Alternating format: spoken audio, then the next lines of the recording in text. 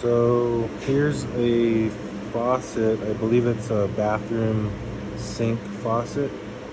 Um, this house is being renovated, and evidently the plumber got a little overzealous with the Sawzall doing some demo. So now it's up to me to.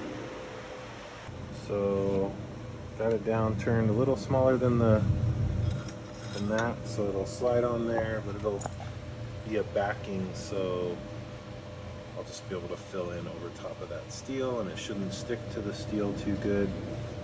See how it goes.